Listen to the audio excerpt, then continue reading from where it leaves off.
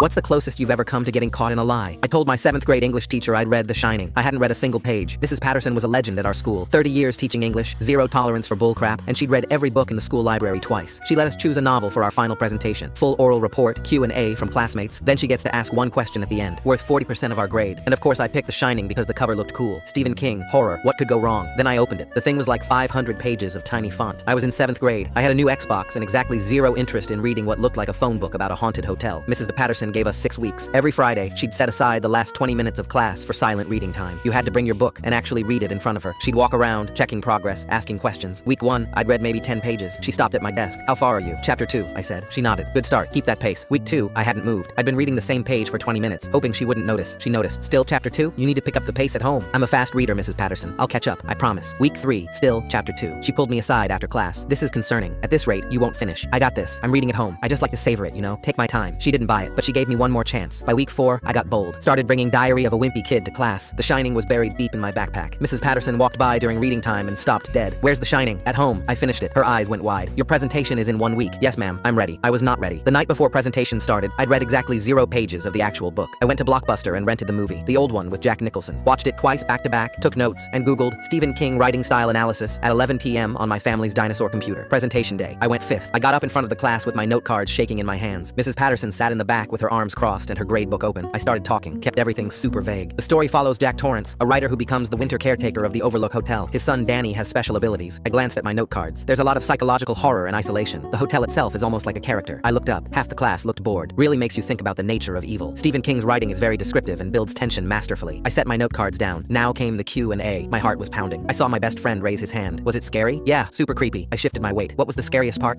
Probably the hedge maze. Very intense. Someone in the back raised their hand. Would you recommend it? Totally. Couldn't put it down. Well, at least that's what Sarah H. said in her Google review, but I was crushing it, nailing it. Then I made eye contact with Mrs. Patterson. She wasn't writing in her gradebook. She was just staring at me. That look teachers give you when they know you're full of it, but they're waiting to see how far you'll take it. I actually started feeling good. My hands stopped shaking. I'd pulled it off. Okay, does anyone else have questions? No one raised their hands. Almost home free. Then I remembered. Mrs. Patterson always gets the last question. Then I said the words I'd been dreading. Mrs. Patterson, do you have a question? Long pause. She closed her gradebook, stood up, walked slowly to the front of the classroom. Everyone went silent. She stopped right in front of my desk. Yes, I was wondering if you could tell us about some of the major differences between the book and the movie. My balls literally dropped through the floor. The room went completely silent. Everyone was staring at me. She knew. She absolutely knew. And she just trapped me in front of the entire class. I stood there frozen. My brain was screaming. I could feel my face getting hot. I had 2 options. Admit I didn't read it and fail, or try to make something up and fail worse. Then it hit me. The dumbest, most beautiful idea I'd ever had. I looked her dead in the eye. I'm sorry, Mrs. Patterson, I don't know. I never saw the movie. The classroom exploded into whispers. She just stared at me. 5 seconds. 10 seconds. I thought I was dead. Then she smiled. The first smile I'd ever seen from her. Sit down. B+.